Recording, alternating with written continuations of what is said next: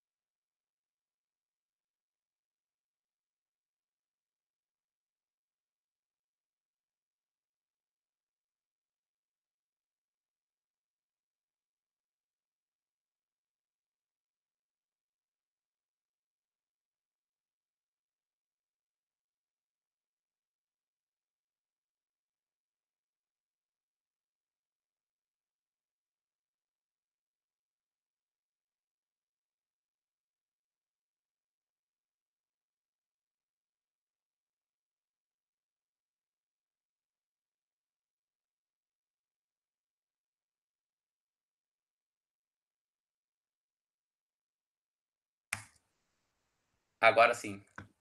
Me ouvem agora?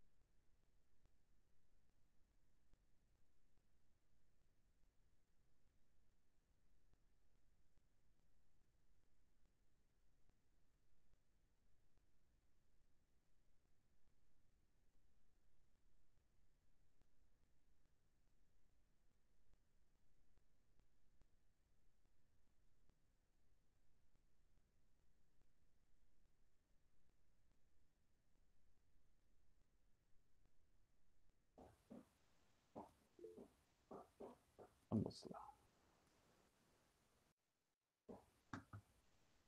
Alô, me ouvem agora? Ok. Bom, vamos lá. É ruim ficar falando com esse fone, mas tudo bem. Vamos lá. Se foi, vamos continuar assim. Obrigado. Então vamos lá. Então, nós falamos da pronúncia, falamos que a pronúncia é uma decisão interlocutória que encaminha o procedimento para a segunda fase, falamos dos 2 requisitos da pronúncia, que é prova da materialidade e indícios de autoria. Comentei a questão dos estándares probatórios, que há um estándar mais elevado em relação à prova da materialidade e um estándar de probabilidade em relação à autoria delitiva. Falei da questão da fundamentação da pronúncia, que tem que ser uma fundamentação que indique esses elementos, mas também uma fundamentação moderada para não influenciar negativamente os jurados numa sessão do júri. E tínhamos parado no ponto de tratar do problema das qualificadoras. O problema das qualificadoras aqui talvez seja até um pouco difícil de falar, porque nós não tivemos ainda sentença e o problema da correlação entre acusação e sentença. Mas vocês já viram o princípio da correlação entre pedido e sentença no processo civil?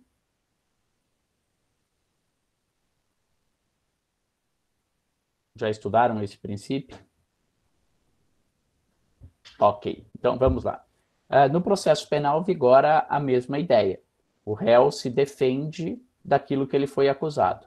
Então, nós podemos ter duas situações. Uma, em que o réu já é acusado de um homicídio qualificado, né? Estudaram o homicídio, estudaram as qualificadoras. Então, por exemplo, ele é acusado de um homicídio porque utilizou um recurso que impossibilitou a defesa da vítima. Ele efetuou os disparos, estava escondido, esperou a vítima passar e atirou pelas costas. Esse é um homicídio qualificado. A denúncia já narra esta qualificadora. Se o juiz entender que tem prova da materialidade e indícios de autoria, o que ele fará é pronunciar este réu por homicídio qualificado. E ele vai a júri por homicídio qualificado. E no júri haverá um quesito específico sobre a qualificadora.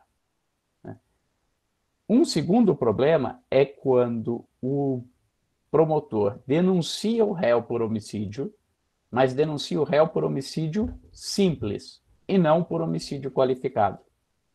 E ao longo da instrução, descobre-se que, na verdade, aquele homicídio era um homicídio qualificado. Por exemplo, durante a instrução, descobre-se que aquele homicídio foi um homicídio por encomenda, um homicídio praticado por um matador de aluguel. Na verdade, aquele acusado recebeu um dinheiro para matar aquela vítima. É um homicídio qualificado. Só que a denúncia não narrava esta qualificadora. Se a denúncia não narra a qualificadora, o juiz não pode pronunciar o réu por um homicídio qualificado. No júri, como nós temos essa etapa intermediária da qualificadora, aquela regra da correlação entre o pedido e a sentença funciona tendo esse termo intermediário. Então, a pronúncia tem que ser de acordo com a denúncia e depois no júri a sessão de julgamento ou a sentença, no caso de condenatória, tem que estar de acordo com a pronúncia. Então, se a pronúncia por homicídio simples, se a denúncia por homicídio simples, a pronúncia deve ser por homicídio simples. Se a denúncia é por homicídio qualificado, a pronúncia deverá ser por homicídio qualificado. E o que acontece se ao longo da instrução descobre-se que, na verdade, houve uma qualificadora? Até no slide de vocês, eu coloco, é necessário aplicar o artigo 384. O que esse artigo 384 diz? E ele trata do problema da correlação entre acusação e sentença.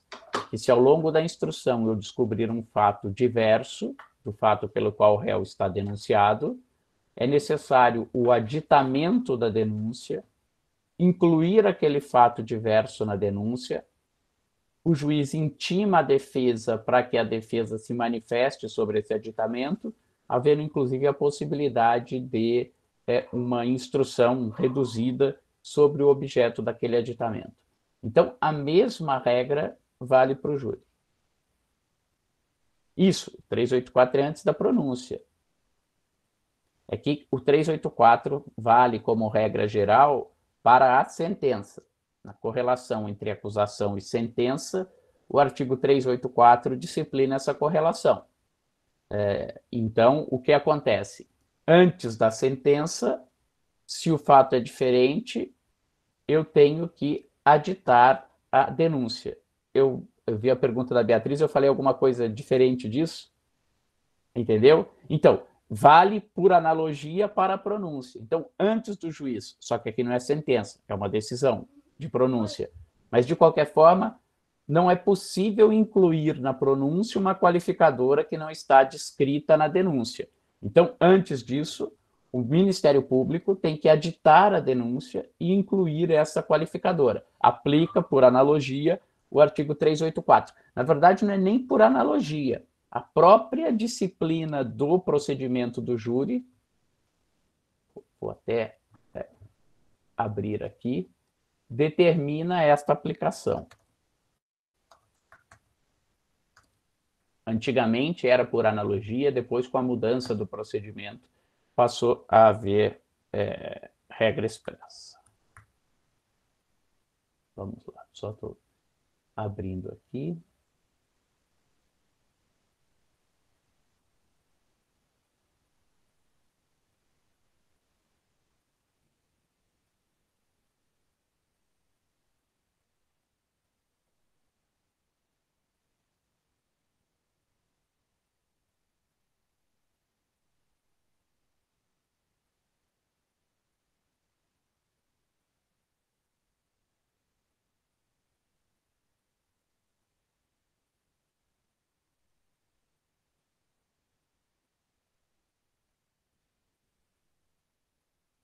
Só um minuto, deixa eu...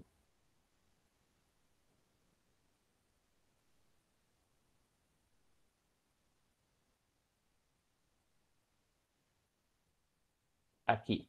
Artigo 411, parágrafo 3º. Encerrada a instrução probatória, observar-se-á, se for o caso, o disposto no artigo 384, parágrafo 3º do artigo 411. Tudo bem? Com relação...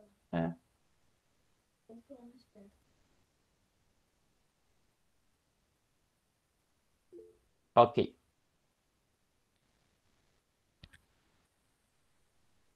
Agora vou tratar de um problema inverso. Seria possível, havendo já uma denúncia por homicídio qualificado, o juiz excluir a qualificadora? O que significaria, o réu está denunciado por homicídio qualificado, mas o juiz o pronuncia por homicídio simples. A jurisprudência tem entendido que é possível, mas em casos excepcionais. Só se ao longo da instrução ficar claramente demonstrado que aquela qualificadora não existiu. Se houver dúvida se o homicídio é qualificado ou não, o réu terá que ser pronunciado por homicídio qualificado e o júri é que vai decidir se aquele crime foi ou não qualificado. Então, vamos voltar ao nosso exemplo do homicídio praticado por disparos efetuados pelas costas da vítima. Vamos imaginar que o promotor denuncie o réu por homicídio qualificado, por recurso que impossibilitou a defesa da vítima porque os disparos foram efetuados pelas costas. Ao longo da instrução, chega o laudo, o exame de corpo de delito, e o laudo demonstra, por exemplo, que, na verdade, os orifícios de entrada são os orifícios do tórax e que os orifícios das costas são, na verdade, os orifícios de saída do projétil, da arma de fogo. Então, nesse caso, nós passamos a ter uma prova clara, inconteste, de que aquela qualificadora não existiu. Aí, nesse caso, o juiz pode pronunciar o réu por homicídio simples, excluindo a qualificadora. Deu para entender? Tudo bem? Ok. Então, dito isso, vamos passar da pronúncia para o seu reverso, que é a impronúncia, né? Nós vimos que o Código diz no artigo 413, quando trata da pronúncia, o juiz fundamentadamente pronunciará o acusado se convencido da materialidade do fato e da existência de indícios suficientes de autoria e participação. Vejam agora a redação do artigo 414, caput. Não se convencendo da materialidade do fato ou da existência de indícios suficientes de autoria, o juiz fundamentadamente impronunciará o acusado. É exatamente o mesmo material cognitivo com o qual o juiz vai trabalhar na pronúncia, ele irá trabalhar na impronúncia. Materialidade do fato e autoria.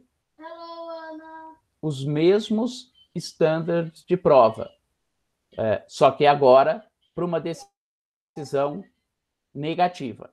Para a pronúncia, o juiz tinha que estar convencido da materialidade do fato, era um juízo de certeza. Para a impronúncia, se faltar este juízo de certeza, isto é, se o juiz não estiver convencido da materialidade, se o juiz estiver na dúvida sobre a materialidade delitiva, ele deverá impronunciar o acusado. Ou, se o juiz não estiver convencido de... Diminui um pouquinho, filhinho. Não vaza o som aqui. Sem problema. Então. Ou se o juiz não estiver convencido de que há indícios suficientes de autoria. Então, eu tinha dito a vocês que é um juízo de certeza quanto à materialidade e um juízo de probabilidade elevada quanto à autoria, para pronunciar. Se faltar este juízo de certeza ou se faltar aquele juízo de probabilidade, o resultado é a impronúncia, tá certo? Na aula passada, alguém já havia me perguntado, e eu já havia dito a vocês, a impronúncia é uma sentença terminativa, uma sentença que extingue o processo sem julgamento do mérito. Contra esta impronúncia, cabe o recurso de apelação. Então, o reverso da pronúncia, como o próprio nome diz, é a impronúncia. Neste caso, e eu também acho que já alguém tinha perguntado, e eu já antecipei isto na aula passada, sendo impronunciado o réu, aquele processo está extinto. Há uma extinção do processo sem julgamento do mérito.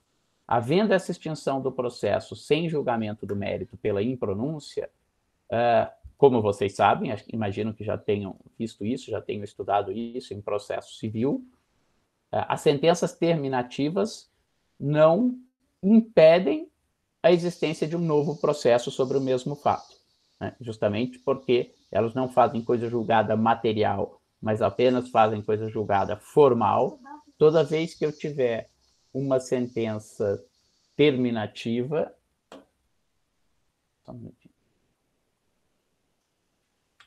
toda vez que eu tiver uma sentença terminativa, isso não impede a existência de um novo processo pelos mesmos fatos. É por isso que o parágrafo único do artigo 414 estabelece o seguinte: enquanto não ocorrer a extinção da punibilidade, poderá ser formulada nova denúncia ou queixa se houver prova nova. Então, vejam, como a sentença é terminativa, aquele processo está extinto. Mas isso não impede que seja formulada uma nova denúncia pelo mesmo fato, né? Vamos imaginar a hipótese, pode ocorrer em relação aos dois elementos, né? Você imagine um caso, por exemplo, como o do goleiro Bruno. Ele acabou sendo pronunciado e condenado, mas é uma situação que poderia até ter levado à impronúncia, ou seja, não havia o cadáver da vítima, nunca foi encontrado. Então, eventualmente, o juiz-presidente poderia entender, ora, não há prova da materialidade, não há prova de que foi eliminada a vítima, era Elisa, se não me engano, da Elisa, né? Então, nesse caso, ele poderia ser impronunciado. Imaginem depois que passa algum tempo, esse cadáver é encontrado moçada, num lugar próximo aonde alguém teria dito que ela poderia ter sido enterrada, faz-se um exame de DNA e constata-se que aquele exame de DNA é o DNA daquela pessoa que se imaginava ter sido assassinada. Nesse caso, será possível uma nova denúncia. Ou eu não tinha indícios suficientes de autoria, a pessoa é denunciada, a pessoa nega a autoria delitiva, não havia nenhuma testemunha presencial, não havia nenhuma prova mais segura de autoria, e a pessoa é impronunciada. Passa algum tempo, eu descubro uma imagem de uma câmera de segurança de um prédio próximo ao local que filmou o assassinato e lá aparece com clareza que foi aquela pessoa. Eu tenho uma prova nova da autoria. Então, nesses casos, é possível um novo processo, tá? Não haverá, acho que alguém fez alguma pergunta aqui, não haverá uma continuação do mesmo processo. Não é que eu pego aquele processo que estava encerrado com a impronúncia e reabro aquele processo. O promotor terá que oferecer uma nova denúncia. O que normalmente acontece é que ele pega os elementos de instrução daquele processo e usa como prova emprestada para o novo processo. Mas eu terei que ter uma nova denúncia, nova citação, nova resposta, nova instrução, para que daí, ao final da primeira fase, esse réu acabe sendo pronunciado. Tudo bem até aqui? Alguma dúvida? Então vamos lá. Ok. O que é despronúncia? Até no slide de vocês eu coloco essa despronúncia. A impronúncia é o oposto da pronúncia. A despronúncia significa que o réu tinha sido pronunciado. Desculpa, eu tenho uma pergunta aqui do João Otávio. Professor, nesse caso, o juiz da segunda causa seria outro? Não necessariamente, João Otávio. Pode ser e muitas vezes será o mesmo juiz. Mas eu concordo com você que, nesse caso, pode estar em jogo a imparcialidade, no sentido de que ele já fez um pré-julgamento daquela causa. Embora aqui nós tenhamos um cenário de existência de uma prova nova. Mas não há nada no código que determine, nesse caso, a substituição do juiz. Embora isso não impeça que ele, por motivo de foro íntimo, se declare suspeito para esse caso. É uma boa pergunta. Confesso que eu nunca tinha pensado, mas até por coerência em outras situações que eu defendo que o juiz deveria se abster de julgar, como, por exemplo, hoje nós temos a situação do artigo 28, em que o juiz ainda é assim, a reforma ainda não está em vigor, ele faz um controle da obrigatoriedade da ação penal, discorda do promotor e remete os autos para o procurador-geral. Se houver denúncia, eu defendo que não pode ser o mesmo juiz. Nunca havia pensado nisso em relação à pronúncia, ou melhor, à impronúncia e o novo processo, mas imagino que sim. Acho que, nesse caso, haveria um comprometimento da imparcialidade, porque ele já se pronunciou sobre aquele fato e, substancialmente, é o mesmo fato com prova nova. Tá bom? Voltando à despronúncia. O que é a despronúncia? É alguém que já havia sido pronunciado e depois acaba sendo impronunciado. A impronúncia ela é direta, acaba o procedimento com a impronúncia. A despronúncia é porque o réu foi pronunciado e depois ele acaba sendo impronunciado. Isto pode acontecer na hipótese de haver recurso contra a decisão de pronúncia. E pode acontecer de duas formas. Nós vamos estudar depois. Contra a pronúncia cabe recurso em sentido estrito. Então, o tribunal, julgando o recurso, pode dar provimento ao recurso do acusado e transformar a pronúncia em impronúncia. Mas nós vamos ver também que no recurso em sentido estrito, semelhante ao agravo no processo civil, já estudaram agravo? Estudaram recurso em processo civil? Ok. Então, semelhante ao agravo, no recurso em sentido estrito, há um juízo de retratação. Então, o próprio juiz que pronunciou, pode ser que depois, diante das razões recursais, ele, lendo as razões recursais, se convença que realmente o caso era de impronúncia. Então, ele pode se retratar, ou, se ele não se retratar, mandando a matéria para o tribunal pode dar provimento ao recurso e impronunciar aquele acusado. Tá ok? Alguma dúvida com relação à pronúncia? Podemos passar para a absolvição sumária? A pergunta da Mônica. Professor, é comum a acusação pedir a impronúncia se percebe que existe grande chance do acusado ser pronunciado? Não, Mônica, ao contrário, se a acusação acha que tem grande chance dele ser pronunciado, ou talvez a sua pergunta seja impronunciado, ou seja, se for uma hipótese que a instrução demonstre que falta prova da materialidade ou que não há indícios de autoria, o Ministério Público pode pedir a impronúncia, da mesma forma que ao final... Ok, é isso então. No final do processo, da mesma forma como no final de um processo comum, o Ministério Público pode se manifestar pela absolvição do acusado. Ao término da primeira fase do procedimento do júri, o Ministério Público pode se manifestar pela impronúncia, mas não é comum. Mas é perfeitamente possível que isso ocorra. Tá bom? Ok. Próxima decisão, decisão de absolvição sumária. Aqui, a absolvição sumária Então, nós vimos a pronúncia, uma decisão interlocutória que manda para a segunda fase do júri. A impronúncia, o reverso da pronúncia, extingue o processo sem julgamento do mérito, é uma sentença terminativa. E a absolvição sumária, como o seu próprio nome diz, é uma absolvição. Portanto, ela é uma sentença de mérito.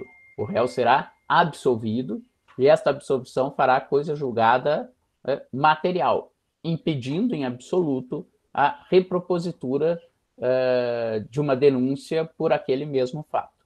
O artigo 415 do Código é que estabelece as hipóteses de absolvição sumária.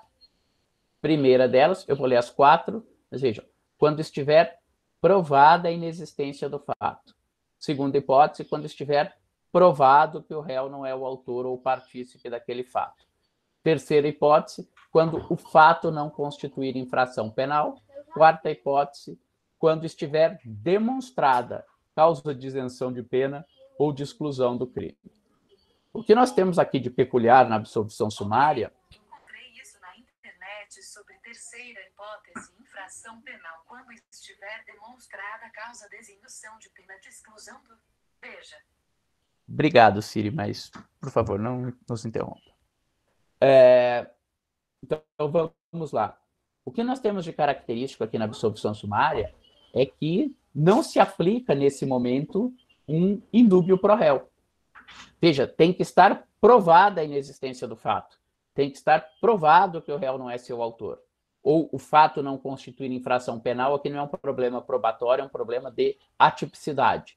Ou no inciso 4º, tem que estar demonstrada, isto é, provada, causa de isenção de pena ou de exclusão do crime. Isto é, uma situação de excludente de culpabilidade ou uma situação de excludente de ilicitude. Vocês poderão perguntar, bom, mas isso não viola o indúbio pro réu? Isso não viola a presunção de inocência?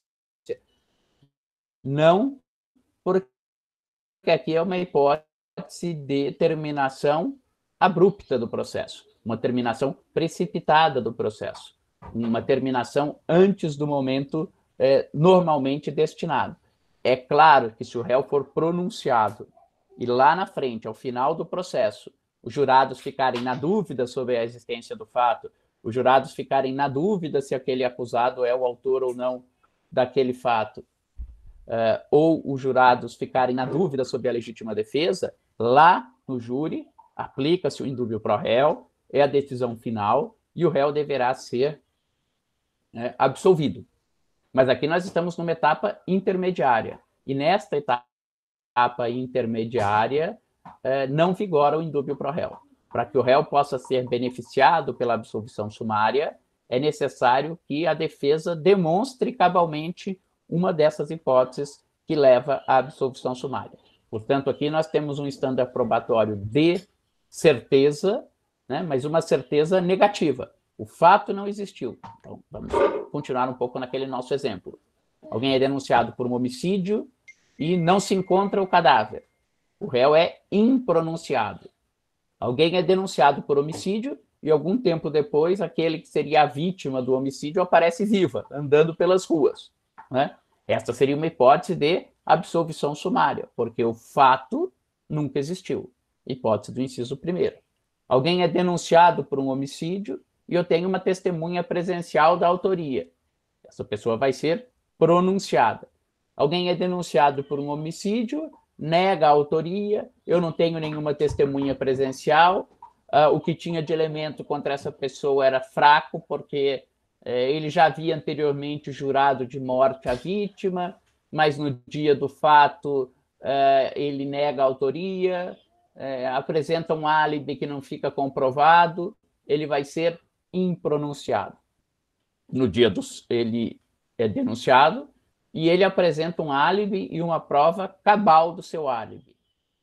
Testemunhas do restaurante em que ele estava lá jantando, o convidado dele, o garçom, o maître do restaurante. Naquele dia estava tendo uma celebração de um aniversário no restaurante, alguém filmou o momento que foi cantado parabéns, essa pessoa aparecia lá na filmagem, ele demonstrou que não foi ele o autor do homicídio.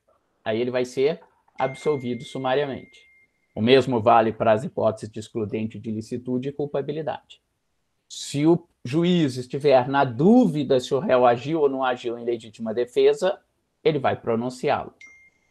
Se ele tiver certeza que o réu agiu em legítima defesa, ele vai absolvê-lo sumariamente. Tá bom? E é importante atentar para isso. Veja, se eu alego que eu agi em legítima defesa, essa é uma linha de defesa comum no tribunal do júri, principalmente quando tem discussão prévia da vítima, a vítima é desafeto do acusado, etc. Quando eu alego como hipótese de defesa a legítima defesa, veja que na prática eu estou confessando que eu efetuei os disparos e estou reconhecendo que aquela vítima morreu. Então, os elementos para a pronúncia já estarão presentes. Então, se eu alego a legítima defesa na primeira fase de julgamento, se eu não conseguir provar cabalmente a legítima defesa, se eu conseguir, serei absolvido sumariamente. Se eu não conseguir provar cabalmente a legítima defesa, eu serei pronunciado. Aí passo para o júri. Se no júri os jurados continuarem na dúvida se eu agi ou não agi em legítima defesa, aí eu aplico o indúbio pro réu, e aí, na dúvida da legítima defesa, o réu deve ser absolvido. Mas se você alega a legítima defesa já na primeira fase, e às vezes é isso mesmo que aconteceu, é o que você tem que alegar, muito provavelmente o réu será pronunciado, a não ser que você consiga já uma prova cabal dessa legítima defesa, o que nem sempre é fácil. Tá bom? Recurso contra a absolvição sumária. Ela é uma sentença de mérito. Contra a absolvição sumária cabe a apelação. A regra expressa no Código, no artigo 416. Eu anoto aqui no slide de vocês.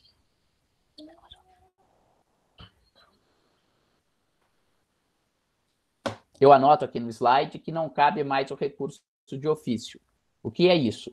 No regime originário do Código, havia previsão de um recurso de ofício, isto é, mesmo que o Ministério Público não recorresse, o juiz teria que submeter a causa ao tribunal para revisão, no caso de absolvição sumária. Esta previsão não existe mais. Se vocês forem lá no artigo 574 do Código, o artigo 574 fala que cabe absolvição sumária. Desculpa. O artigo 574 fala que cabe recurso de ofício da absolvição sumária. Mas é porque antes a absolvição sumária estava no artigo 410 do Código, e esse artigo 410 dizia: absolvido sumariamente o acusado, o juiz, se não houver recurso do Ministério Público, deverá submeter o caso ao tribunal. Hoje, o dispositivo equivalente, que nós estamos vendo, 415, não tem mais essa previsão. Não tem mais essa previsão de que, na hipótese de inexistência de recurso voluntário do Ministério Público, o juiz deva submeter a causa ao tribunal. Então, na minha interpretação, restou esvaziada essa previsão do 574, do inciso 1 ou 2 do 574. Deixa eu dar.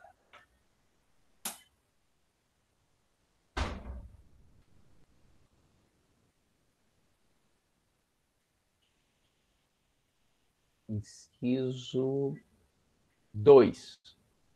Até porque, desculpa, era no 411, porque o próprio inciso 2 estabelece que cabe recurso de ofício pelo juiz da sentença que absolver desde logo o réu com fundamento na existência de circunstância que exclua o crime ou isente o réu de pena, nos termos do 411. Eu falei 410 era a antiga redação do 411.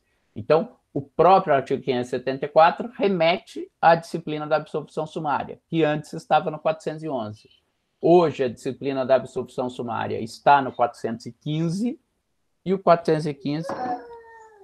Obrigado, Mina. E o artigo 415 não prevê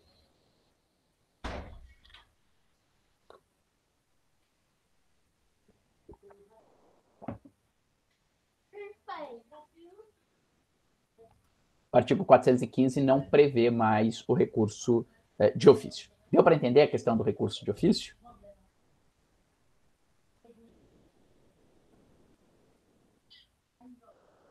Então, vamos lá. Uma última peculiaridade com relação à absolvição sumária, que é o problema da absolvição sumária no caso de inimputabilidade por doença mental ou desenvolvimento mental retardado ou incompleto que impeça o acusado de entender o caráter ilícito do fato e de se autodeterminar de acordo com esse entendimento. Nós vimos que o inciso 4º do artigo 415, do caput do artigo 415, diz que nessa hipótese, quando o réu é isento de pena, excludente de culpabilidade, ele pode ser absolvido sumariamente. Mas o que estabelece o parágrafo único do 415? É uma redação meio confusa, mas é fácil de explicar. Não se aplica o disposto no inciso 4 do caput deste artigo ao caso de inimputabilidade prevista no caput do artigo 26 do Código Penal, que é a inimputabilidade por doença mental, salvo se esta for a única tese defensiva. Então, não se aplica o inciso.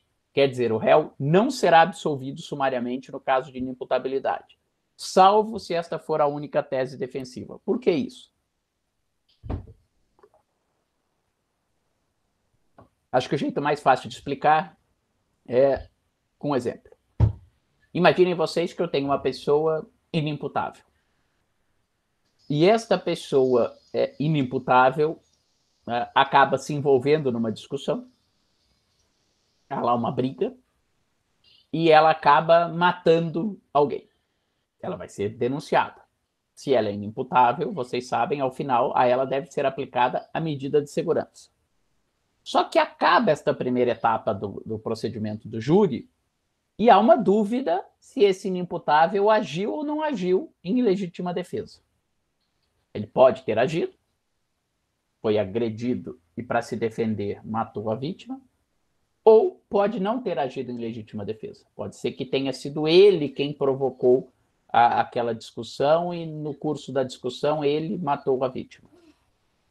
Vejam que é muito diferente uma pessoa um inimputável, ser absolvido por legítima defesa, que é uma absolvição com perdão da presunção de inocência plena, ele não vai sofrer medida de segurança, porque, na verdade, ele não praticou um injusto típico, dele ser absolvido por inimputabilidade. A inimputabilidade, nós já vimos, é a chamada absolvição imprópria, porque ele é absolvido, mas impõe-se a ele uma sanção que não é pena, e sim uma medida de segurança.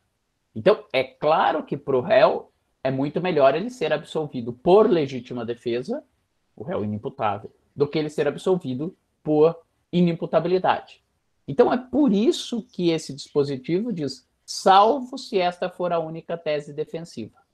Né? Por quê? Porque se há chance de que ele também tenha agido em legítima defesa, mas nesse momento há dúvida se ele agiu em legítima defesa, ele não vai ser absolvido sumariamente.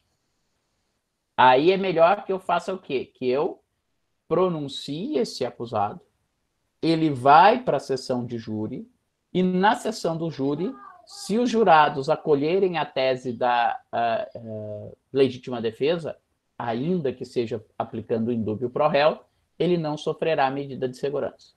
Agora, se a única tese defensiva desse acusado for a inimputabilidade, aí ele pode ser absolvido sumariamente, porque ele não teria outra hipótese que pudesse levar a uma situação melhor no júri. Entendemos? Alguém é inimputável, tem lá um surto psicótico, pega lá uma faca na casa dele e mata um parente. Não há legítima defesa, não há dúvida quanto à autoria, não há absolutamente nenhuma outra tese. Nesse caso, nem faria muito sentido eu submeter um inimputável a uma sessão de julgamento pelo júri. Se a única tese é a inimputabilidade. E vejam, a inimputabilidade é uma situação que normalmente não vai haver dúvida sobre a inimputabilidade. O Código prevê um meio próprio para demonstração da inimputabilidade. Há um incidente no Código chamado incidente de insanidade mental, que todas as vezes que houver dúvida sobre a sanidade mental do acusado, o juiz determina a realização dessa perícia. Feita a perícia, constatada a inimputabilidade, muito dificilmente algum juiz vai negar essa inimputabilidade.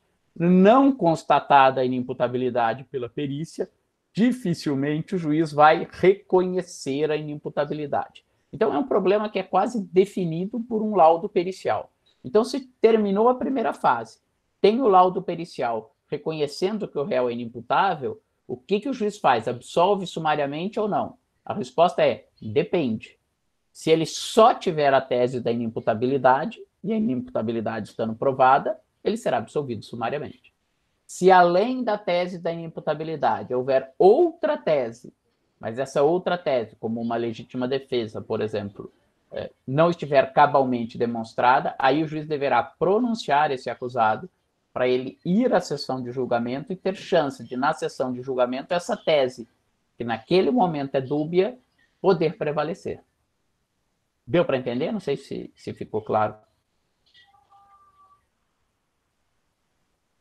Tudo bem? Beleza. Então, vamos lá. Antes de nós falarmos da desclassificação, que é a última das decisões, eu só vou compartilhar na tela com vocês um slide em que eu mostro as mesmas matérias, existência do fato e autoria delitiva, como ela é tratada, e ela é o tema de análise das três decisões que nós acabamos de ver: a pronúncia, a impronúncia e a absolvição sumária, né? Então, vejam vocês que esses dois temas, embora a absolvição sumária também possa acontecer por excludente de ilicitude, excludente de culpabilidade, ou porque o fato não constitui crime, vejam que fora dessas hipóteses específicas da absolvição sumária, o mesmo temário integra as três decisões: pronúncia, impronúncia e absolvição sumária. Qual a diferença? É o estándar probatório, isto é, o nível de existência de prova sobre cada um desses temas. Com relação à existência do fato, se o juiz estiver convencido, isto é, houver prova, um juízo de certeza positiva, que o fato existiu, ao cadáver, ele pronuncia o acusado. Se o juiz não estiver convencido da existência do fato, isto é, houver uma dúvida, ele deve impronunciar o acusado. E se o juiz tiver certeza que o fato não existiu, ele deve absolver sumariamente o acusado. Tenho lá um cadáver com a cabeça cortada por uma faca, um facão, homicídio, pronuncio. Tem uma acusação de homicídio, mas o cadáver nunca foi encontrado. Eu impronuncio. Tem uma acusação de homicídio e aquele que seria a vítima aparece vivo, lá o famoso caso dos irmãos Naves. Eu vou absolver sumariamente. Em relação à autoria, a diferença é que para a pronúncia, nós vimos, eu não preciso de um juízo de certeza, mas eu preciso de um juízo de probabilidade elevada. É isso que significa essa expressão indícios suficientes de autoria. Né? Indícios suficientes de autoria. Então, se há esses indícios, não preciso de um juízo de certeza, mas há uma probabilidade elevada de que aquela pessoa seja o autor do crime, eu pronuncio. Não atingir essa probabilidade elevada, né, tem uma simples probabilidade ou uma mera possibilidade, porque não há esse conjunto de indícios, eu vou impronunciar o acusado. Por outro lado, se estiver provado que não foi o acusado o autor do crime, eu vou absolver sumariamente. Tem uma testemunha presencial do fato, o acusado era desafeto da vítima, havia jurado a vítima de morte. Pronuncio o acusado. Alguém é denunciado por um crime, mas eu não tenho testemunha presencial, a arma do crime nunca foi nunca foi encontrada. Esse acusado apresentou um álibi que ele não conseguiu provar totalmente, mas também não foi 100% descartado. É uma situação que eu não tenho indícios de autoria, eu impronuncio o acusado. Alguém é denunciado, apresenta um álibi e prova cabalmente o seu álibi. Nesse caso, ele deverá ser absolvido sumariamente. Portanto, há uma simples diferença de standard de prova quanto ao tratamento dos mesmos temas da pronúncia, na impronúncia e na absolvição sumária. Tá certo? Deu para entender? Alguma dúvida? Podemos prosseguir para a última das 4 decisões, que é a desclassificação? Ok. Então, pressuposto do júri, pressuposto até constitucional do júri, é que nós estejamos diante de um crime doloso contra a vida. Se não for crime doloso contra a vida, homicídio, infanticídio, induzimento, instigação, auxílio ao suicídio e aborto, se não for nenhum desses 4 crimes, a matéria não é de júri. E essa é uma discussão que muitas vezes se instala no júri. Se a pessoa tinha ou não a intenção de matar. Não há dúvida que ela praticou aquele ato, não há dúvida que a vítima morreu, mas ela fala, não, eu não tinha intenção de matar, foi um descuido meu aqui, eu não queria matá-lo. Nesse caso, se ele não queria matá-lo, ele vai responder por homicídio culposo. As consequências são enormemente mais favoráveis para um homicídio culposo do que para um homicídio doloso. Então, muitas vezes, essa questão de qual a intenção do acusado se coloca. Há um caso famosíssimo na jurisprudência alemã, o caso do cinto de couro, a pessoa que... eram 2 rapazes que foram manter relações sexuais com um outro homem, e aí eles, por prática sexual, eles usaram o cinto para reter a respiração. E eles diziam que não queriam matar aquela vítima. E aí a discussão eles fizeram aquilo com a intenção de aumentar o prazer sexual daquele ato, sem querer matá-lo, mas por um descuido ficaram mais tempo do que o que seria seguro prender na respiração, ou eles tinham sim a intenção de matar. Né? O Código estabelece no artigo 419 o seguinte: quando o juiz se convencer, em discordância com a acusação, da existência de crime diverso dos referidos no parágrafo 1º do artigo 74 desse Código, parágrafo 1º do artigo 74, na disciplina da competência, refere-se aos crimes dolosos contra a vida. Então, quando o juiz se convencer, em discordância com a acusação, de que o crime que foi praticado não é doloso contra a vida e não for competente para o julgamento, já explico isso, remeterá os autos ao juiz que o seja. Então, a instrução demonstra que não havia a intenção de matar aquela pessoa. Ele é denunciado pelo homicídio, né? Ele praticou aquele ato, mas sem ânimos necandi, sem a intenção de matar. Né? Ou, às vezes, a pessoa diz, não, eu pratiquei o ato, mas eu queria apenas feri-lo, eu não queria matá-lo. Uma vez participei como assistente de acusação num caso de júri. Era um policial rodoviário, a vítima, e eles estavam fazendo uma blitz na estrada e parando os carros. Aí veio um carro cortando pelo acostamento e ele parou o carro, tal, armado, sai do carro um delegado da Polícia Federal, muito bravo, gritando, ofendendo o policial rodoviário, dizendo que aquilo era um absurdo, que ele era delegado, que o policial rodoviário não poderia pará-lo, não poderia estar parando o trânsito, que ele podia passar, etc. E sai ali um bate-boca, ele se desentende com o policial rodoviário e vai embora. fura o bloqueio e vai embora. Algum tempo depois, o policial rodoviário está lá fazendo a sua blitz na pista e volta o carro com esse delegado de polícia na pista contrária, desce do carro, estava armado com uma metralhadora, e ele dá uma rajada de tiros de metralhadora na direção do policial rodoviário. Acerta o policial rodoviário, as pernas do policial rodoviário, mais de um tiro, com fratura, etc. Esse é o caso.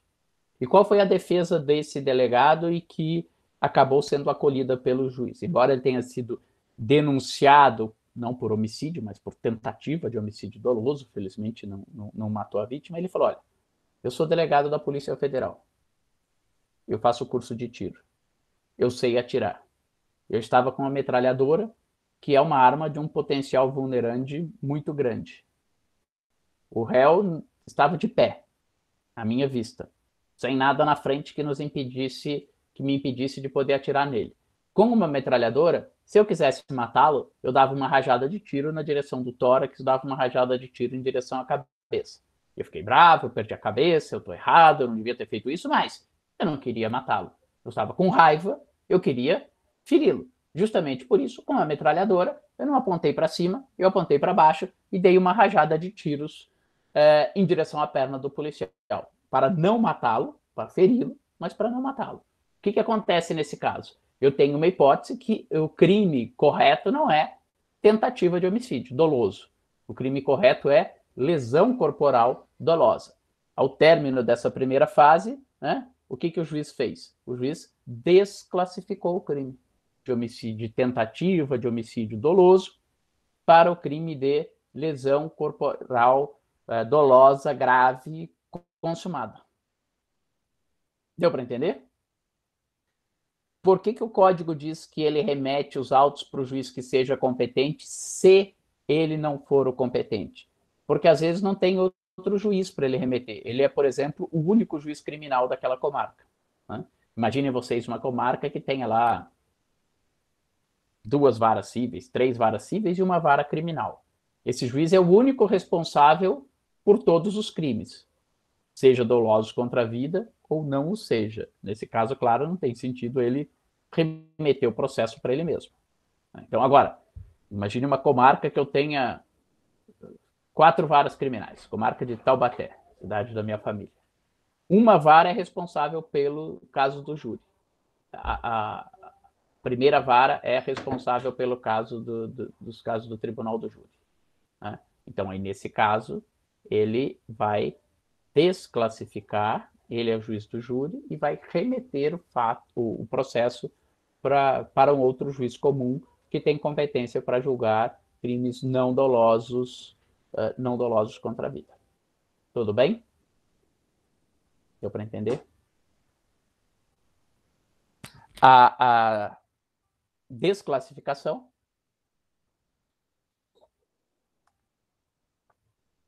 é uma decisão interlocutória, né? Ela não põe fim ao processo, ela apenas reconhece que aquele processo não pode continuar perante aquele juiz e remete para o juiz competente. Portanto, ela é uma decisão interlocutória. Mas que esse juiz só vai proferir essa decisão interlocutória, vejam os termos do artigo 419, quando o juiz se convencer. Ou seja, ele não pode ter dúvida nesse momento, com base na prova que foi produzida, que a intenção do acusado não era matar. Ele tem que ter certeza que o acusado não queria matar. Aí ele desclassifica. Imaginemos que ele esteja na dúvida se o acusado queria matar ou não. Vamos pegar aquele meu exemplo, que a narrativa fosse outra. Ele chega, desce com a metralhadora, sai um bate-boca, ele pega a metralhadora, vai atirar, alguém tenta empurrá-lo, e aí os tiros acertam na perna da vítima. Nesse caso, eu poderia dizer, bom, não sei se ele queria dar um tiro no tórax e matar a vítima, ou se ele queria dar os tiros na perna e ferir. O que o juiz deveria fazer nesse caso? O juiz deveria pronunciar o acusado. Porque numa história dessa, o que eu tenho? Prova da materialidade, ainda que não seja de um caso de homicídio consumado, mas eu tenho prova da materialidade, né, da tentativa, e tenho indícios de autoria. Foi aquela pessoa que atirou. Ele mesmo confessa que atirou, mas diz, eu não queria matá-lo. Se eu tiver dúvida se ele tinha intenção de matá-lo, animus necandi, ou não, a solução vai ser pronunciá-lo. E aí, de novo, semelhante ao que acontece na absolvição sumária. Desculpem. Se ao final os jurados ficarem nessa dúvida, ele queria matar ou não queria matar, os jurados aplicam o indúbio pro réu, decisão mais favorável, e devem desclassificar aquele fato. Né? Se não houver nenhuma dúvida já nesse momento, aí o próprio juiz desclassifica. Tá bom? Vamos lá. Eu já disse que essa decisão, que a desclassificação tem natureza de decisão interlocutória. Só para nós concluirmos, 2 temas do último slide, pode acontecer que haja uma desclassificação para outro crime doloso contra a vida. Nesse caso, né, o réu acaba sendo pronunciado ao invés de desclassificado, porque o juiz competente, o juiz natural, continua sendo o tribunal do júri. Imaginem vocês uma hipótese. Quando o júri acha que o crime não foi doloso, os autos são remetidos para outro juiz.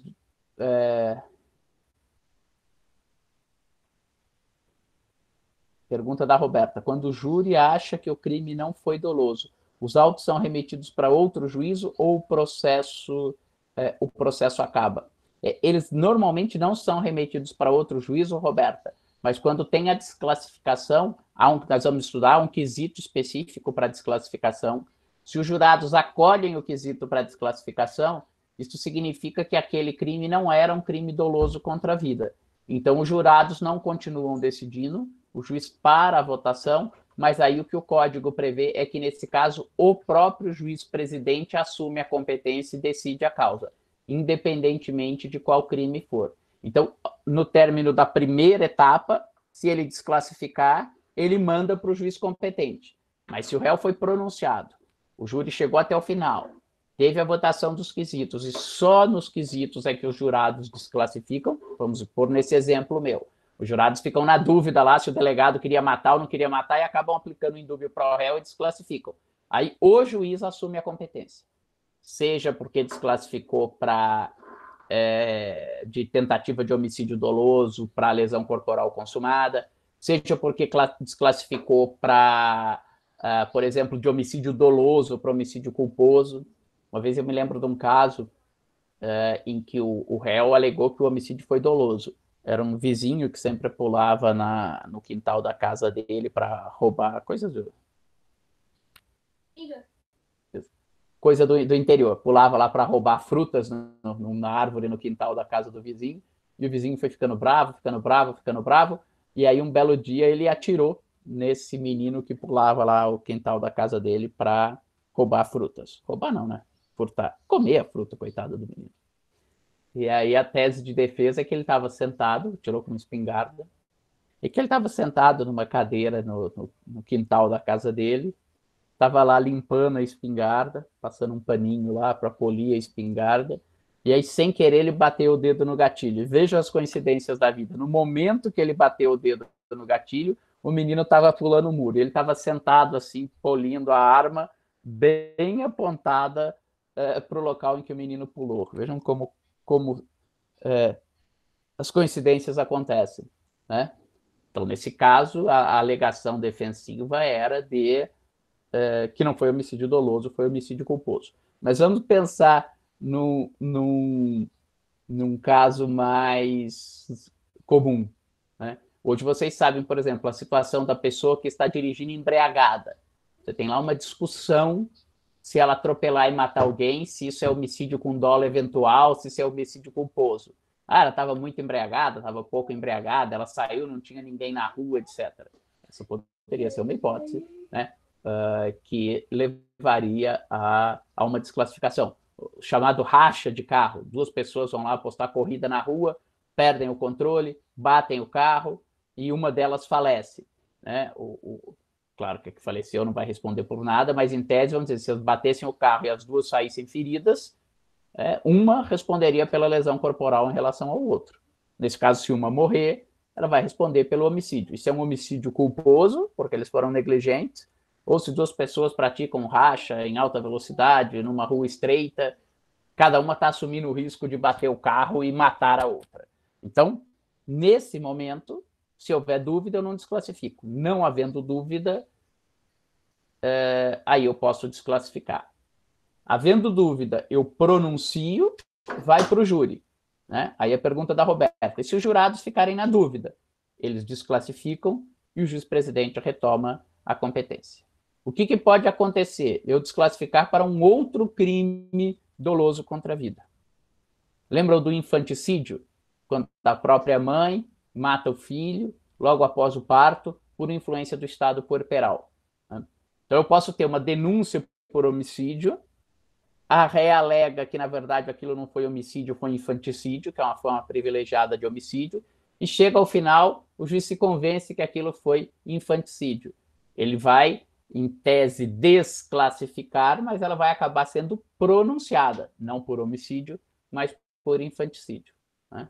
Ou eu tenho uma situação que muitas vezes é uma situação difícil de mensurar, que é a pessoa ser partícipe do aborto praticado pela própria gestante, do autoaborto, ou a situação de que a pessoa pratica o aborto com o consentimento da gestante. Né? É claro que, sei lá, se, por exemplo, é um médico na sua clínica e aquele aborto é descoberto, ele vai ser processado por praticar o aborto com o consentimento da gestante. Mas imagina uma situação que a mulher está lá na casa dela, ela toma um remédio abortivo, começa a passar mal, chega uma outra pessoa para ajudá-la, tem alguns remédios que levam, por exemplo, a mulher a expelir o feto, aí o feto não está saindo direito, aí uma parente, alguém vê lá ela com problema, vai lá ajudá-la. Eu posso ter uma situação, nesse caso, de dúvida se essa pessoa estava praticando o aborto com consentimento da gestante ou se ela simplesmente foi um partícipe e prestou um auxílio secundário para a prática desse aborto. Aí, nesse caso, essa desclassificação para outro crime doloso contra a vida vai implicar a pronúncia por esse outro fato. Tá bom? Decisão de desclassificação é uma decisão que o juiz se declara incompetente. Contra essa decisão, cabe recurso em sentido estrito, hipótese do inciso 2º do artigo 581. Alguma dúvida sobre as 4 decisões? Então, pronúncia, impronúncia, absolvição sumária e desclassificação. Pronúncia, decisão interlocutória, o réu vai à segunda fase de julgamento pelo júri. Impronúncia, sentença terminativa, extingue aquele processo sem julgamento do mérito, não impede que, caso surjam provas novas, que ele possa ser denunciado novamente pelo mesmo fato.